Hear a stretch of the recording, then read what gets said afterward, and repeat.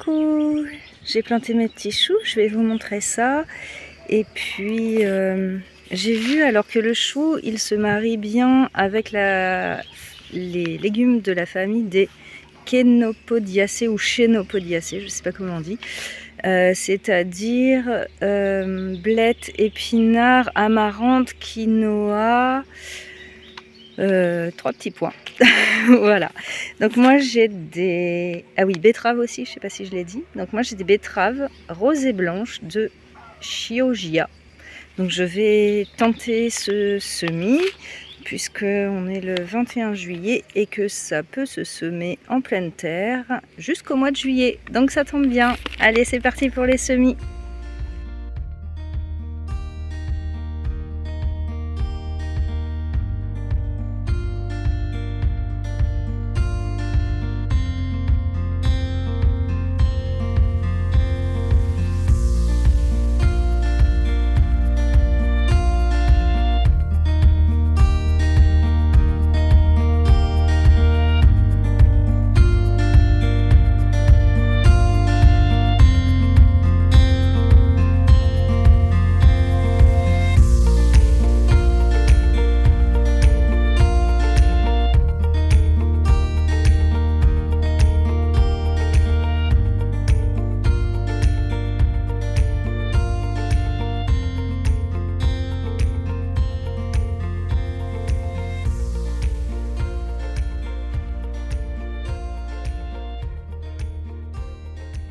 Et voilà, ça y est, tout est planté, paillé. Je vais juste arroser les petites graines de betterave. Et puis alors, je sais plus si je vous l'ai déjà dit, mais je paille avec la tonte avec le foin que je récupère sur le terrain quand je passe la moto faucheuse. Alors pourquoi du foin plutôt que de la paille? Parce que déjà, je l'ai à disposition. J'ai juste à le couper et à le récolter.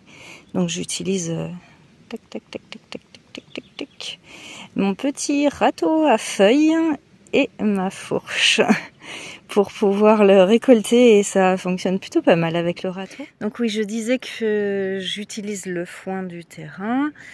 Et alors pourquoi du foin? Parce qu'en plus il est plus équilibré en carbone et azote que la paille. La paille, il y a beaucoup plus de carbone, c'est une matière plus dure, plus carbonée. Alors que le foin reste équilibré, donc c'est mieux pour la nourriture du sol. Et en plus, je pense que les limaces, elles mangent le foin qui a été coupé. Alors quand il est encore relativement frais, pas quand il est trop sec. Mais là, je l'ai coupé il y a 2 jours, donc il est encore frais. Et du coup, les limaces, je pense qu'elles vont plutôt manger le foin plutôt que de manger mes plants, parce que la limace, c'est un nettoyeur et ça mange en priorité ce qui est déjà mort ou ce qui est en mauvaise santé. Donc j'espère que ça va fonctionner. Après, c'est vrai que là, on est quand même au mois de juillet, donc il y a moins de limaces qu'au mois de mai et juin. Parce que c'est vrai que les premières plantations qu'on a fait fin mai ou début juin, il pleuvait tout le temps et il y a eu beaucoup de limaces. Bon, après, la solution pour les limaces, c'est aussi d'avoir des canards coureurs indiens dans le potager. Donc ça, c'est quelque chose que j'aimerais bien faire, mais il faut tout clôturer, il faut faire un abri, donc c'est encore un petit peu de travail, donc ça sera pour plus tard, peut-être pour le printemps prochain. Puis je vais vous montrer aussi un petit peu les fleurs qui sont sur le talus devant la maison. Celle-ci, je me rappelle plus comment elle s'appelle. Les escargots aiment bien manger les feuilles, mais ça fait des jolies fleurs, des grandes hampes florales qui attirent les pollinisateurs. Alors là, il fait pas très beau ce matin, donc il n'y a rien dedans. Ensuite, j'ai des agapanthes qui sont magnifiques, qui sont énormes, qui commencent à fleurir. Là, elles sont tout juste en fleurs. Ça, c'est un fusain, je crois. C'était une bouture que j'avais faite d'ailleurs. Il commence à être très beau. Il a déjà, je sais pas, 4-5 ans peut-être. Bon, après, j'ai des petites sauges que j'ai bouturées aussi il n'y a pas très longtemps. Du thym aussi là-haut. Ça, c'est une bignonne parce que l'objectif, c'est que devant la maison, il y ait une pergola et la bignonne, elle viendra grimper sur la pergola. Voilà, après j'ai beaucoup de valériane. Elle est rose celle-ci.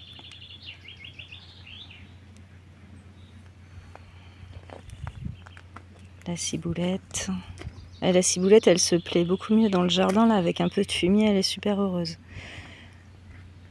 La lavande qui est en fleurs aussi. Ah, ce rosier, qu'est-ce qu'il est beau. Il y a un mois, il était couvert de fleurs totalement, c'était magnifique. Et regardez les agapanthes là, comme elles sont belles. Ah, je vais essayer de reculer un peu parce que pour vous montrer, ce coin-là, il a vraiment super bien poussé. J'ai un romarin qui est énorme, que je vais d'ailleurs tailler un peu. Et puis pareil, pour la sauge, c'est des sauges que j'ai plantées il y a 2 ans maintenant. C'est que des boutures que j'ai faites ça. Et elles sont magnifiques. La consoude, que j'ai coupée un peu il n'y a pas très longtemps. J'aime bien que ça reste assez compact les plantes, et quand ça commence à être un peu trop à trop s'écarter, je coupe. Et bon, ça c'est des plantes qui repoussent. Et alors vous voyez ce que je disais, les limaces, bah, elles viennent manger, elles se nourrissent de ce qui est mort. C'est des nettoyeuses.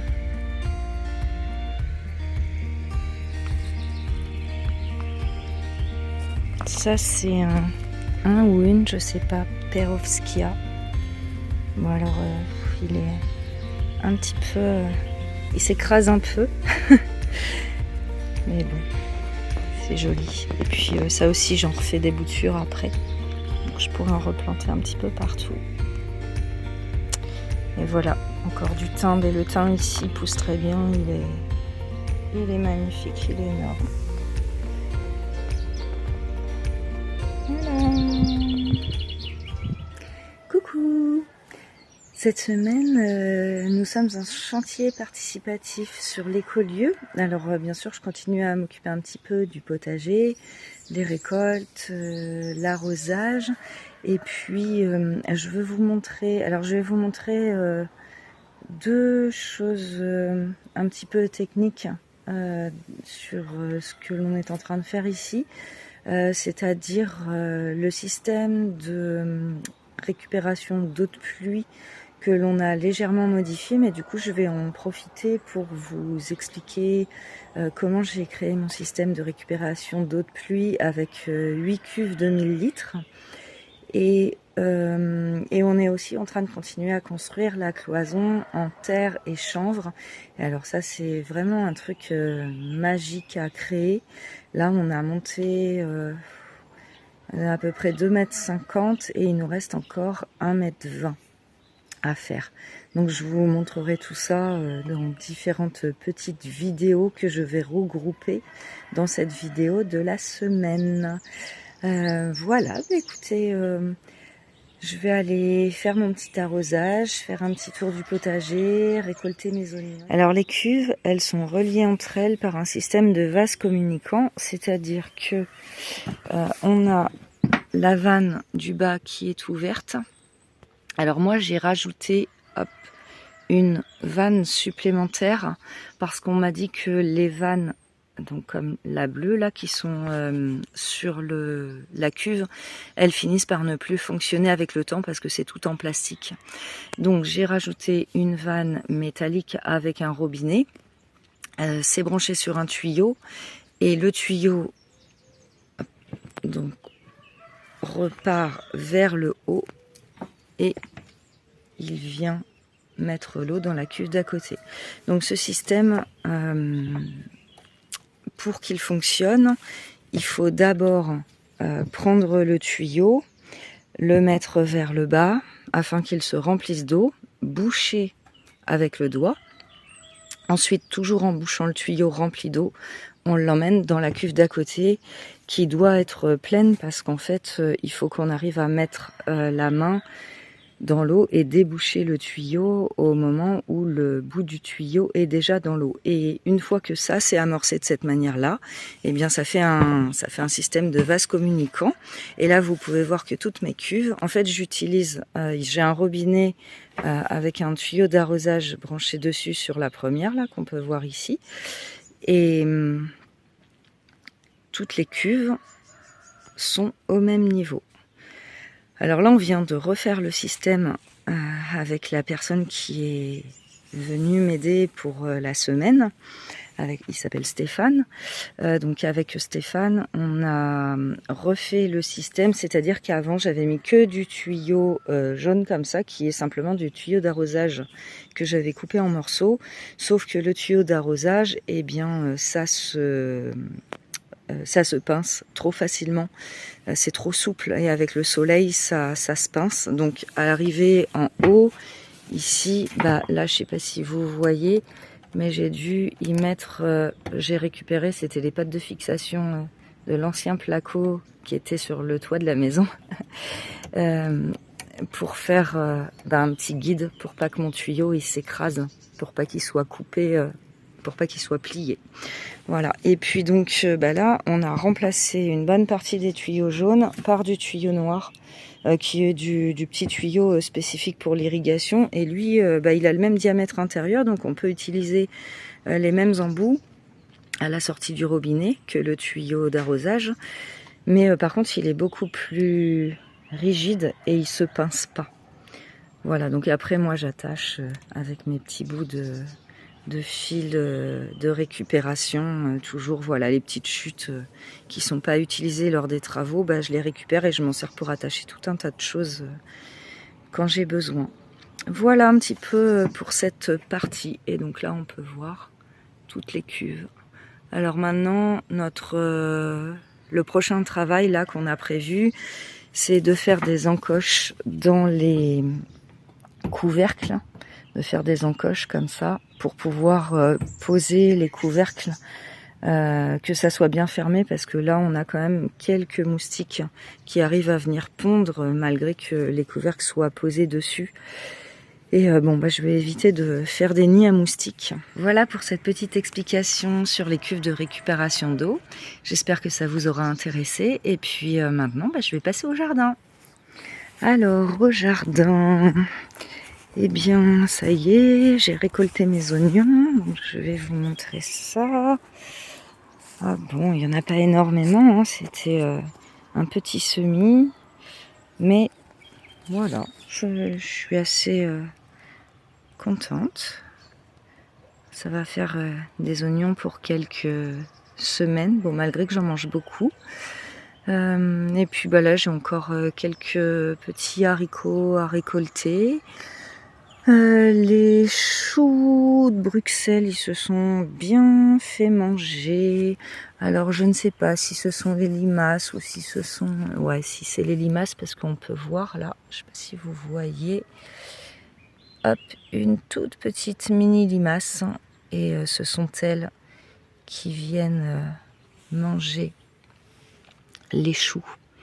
Alors les limaces, elles mangent les plantes qui sont les plus faibles, et c'est vrai que ces choux, quand je les ai achetés et plantés, je vous avais dit déjà, quand je les ai plantés, il faisait chaud. Voilà, je suis allée poser la limace plus loin. Mes courgettes qui sont toujours aussi magnifiques, je suis très contente des courgettes. Hop, et on peut voir là-bas au loin, hop, la petite tente de Stéphane qui campe ici pour la semaine, voilà, qui est venu en woofing. Et c'est très chouette d'avoir des personnes comme ça, de faire des nouvelles connaissances et de pouvoir co-créer ensemble. C'est très agréable. Et puis de transmettre aussi ce que je fais ici. Et bien voilà, c'est tout pour aujourd'hui. Je vais arroser maintenant. Allez, bisous, à bientôt.